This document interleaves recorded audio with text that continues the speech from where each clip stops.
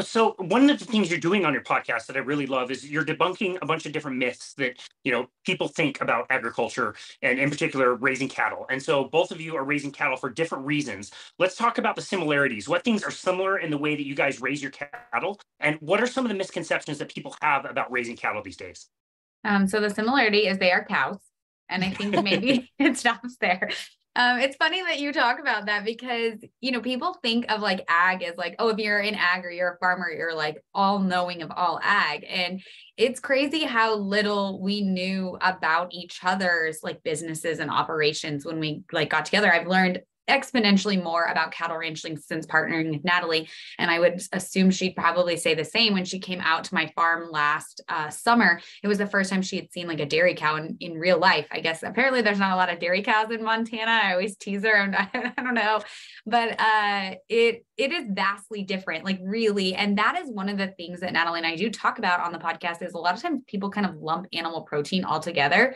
And as some of the similarities of dairy and cattle ranching, there is even less similarities between like hogs and poultry and that compared to cattle. Like it is just vastly different. And so, our cattle here on the dairy farm, I'll start with mine and then Natalie can talk about cattle ranching.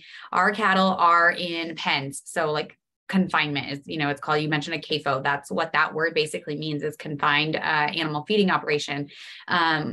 And basically they're just in large open corrals. And that even has to do with where our area is. If you went to a dairy farm in the Midwest or the Northeast, it's going to be completely different than what my dairy farm looks like here in New Mexico. And we are a conventional dairy. And I always joke that, people love to throw around the word factory farming, and we're a large farm. The average herd size in the United States is about 300 dairy cows per herd. And we're significantly larger than that. And yet like my backyard is literally our close-up cows where our cows are giving birth. And our dairy barn is about 150 steps from my backyard. And my girls ride their bikes there, so that's our version of factory farming, I guess. It's a lot more family than people think. That's wonderful. Natalie, what about you? Yeah, so we're in a pretty cool area of Nebraska. I always say for leaving the beautiful mountains of Montana, I did get plopped down in a pretty cool area of Nebraska. I think a lot of people think of it as like flat and cornfields, which we do have a lot of those. I am not denying that, but we are in our ranch borders an area known as the Nebraska Sandhills. And if anyone listening is familiar with that, it is a very lush, vast ecosystem. Basically, it's one of the world's largest still intact ecosystems. It covers a pretty large portion of the state. And part of the reason why it is still intact and has been preserved is because of cattle, so our ranch can get kind of confusing talking about the beef system because it's really segmented. And I don't think that's something aware of. So we can maybe dive into that more if you want to, but essentially our ranch is like kind of at the beginning of a cattle's life.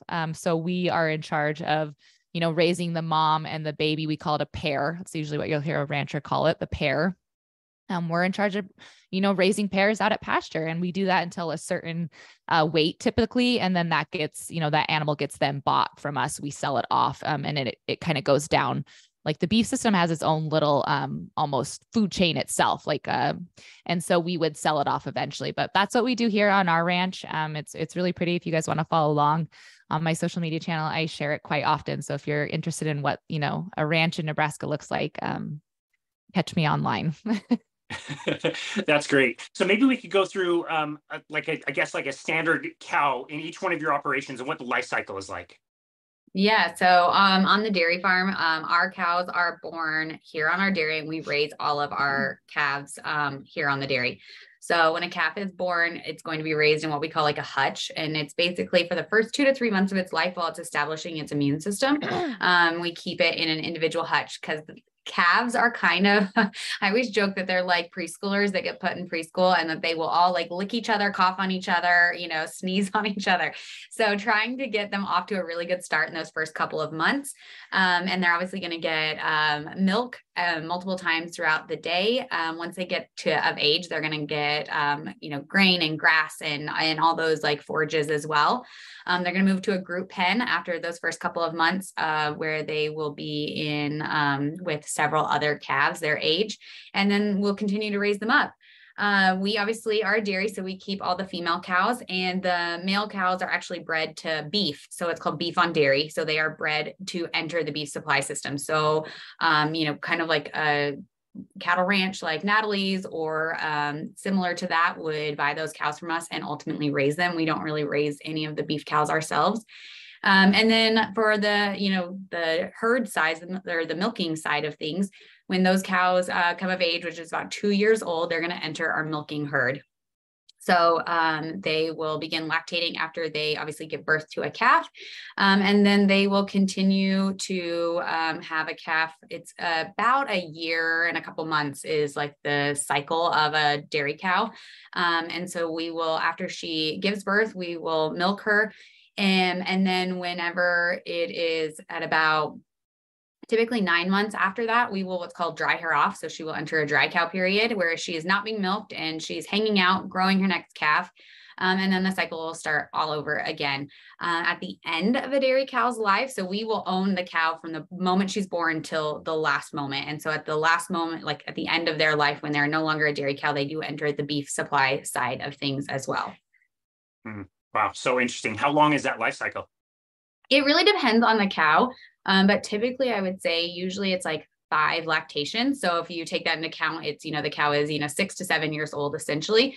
My husband looked recently and he has one cow that is like the 13 lactations. So that would mean they're like 15. So it really just depends on lots of different things. You mentioned that the longevity of a cow can obviously be a crucial role in being sustainable. So we want that cow to be a part of our herd for as long as possible. I mean, when a cow enters our milking herd, we have a 2-year investment in her already that we have been raising her up before she ever even enters our milking herd. So obviously we want that longevity to be there, then continuing into the future. That's fantastic. Natalie, what about you? Yeah, so I'll speak for our operation or kind of give our operation as example, but as a caveat for everyone listening, no 2 ranches in the US are the same. A lot of it depends on like geography, rainfall, land, pasture, type of cattle. I mean, there's so many variables. And so what I'm doing here on our ranch in Nebraska, you could probably have, you already spoke of a guest or a farmer you had on from Colorado. She may do something completely entirely different, like we'll calve. You could calve at different seasons and times of the year. So for our ranch, we calve in May. We are a May calving herd. And then, like I said, we'll have the mom and the baby stay together. So they're actually out on pasture for all the way until we're lucky enough here in Nebraska that we can graze corn stalks, which isn't something a lot of people are aware of, but that's a really good forage for cattle. And then it's obviously beneficial for the farmer because they have an animal out grazing on that land. And so it's a really great integrative system of plant and animal like things should be. So we go from summer pasture where we, rotationally graze our cattle out there. We'll put them onto corn stalks together. And then about December is when what's called weaning for a ranch. And that is when you separate the mama and the baby from each other.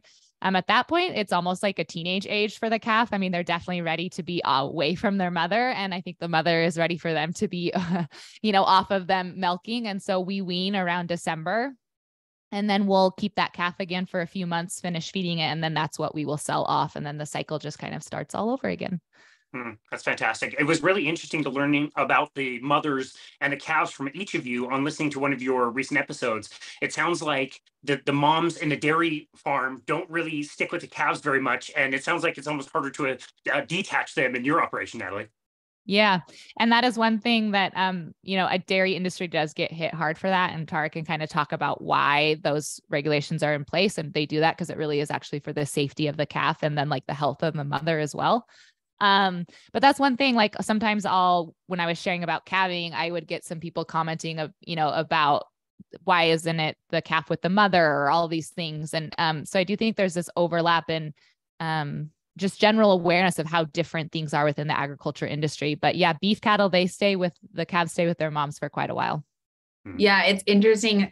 Online, it gets a lot of confusion between dairy and beef in that way. I've seen videos online of a beef cow and, if you take away a beef cow's calf, she will like bellow and be more aggressive. And that is bred into a beef cow. And then they'll be like, oh, this is a dairy farm. And you're like, that is not a dairy farm. That's actually a cattle ranch. And it's completely different. Yes, they're both cows, but they are such different animals. Dairy cows have just been bred for different things than cattle ranching.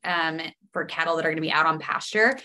My brother actually made the transition from dairy farming to cattle ranching a few years ago. And he laughs that like what he could put his beef cows out on, if he put a dairy cow, like they wouldn't make it a week, that it's just, they're not very hardy animals. And so one of the things that with that breeding is they do not always make the best mothers. They will often have a calf, get up, leave the calf, and that's it. Like they just don't have a lot of interest. And so it's just a very different world. The other cows in the pen will often like rush to the calf. And so the calf can end up getting hurt. And so there's a lot that goes into it. And it's just, they're bred very differently. And then obviously we take a lot of pride in caring for our calves. There's a ton that goes into raising our calves. They're the future of our herd. And so making sure that they have, a really healthy start is crucial for us on the dairy.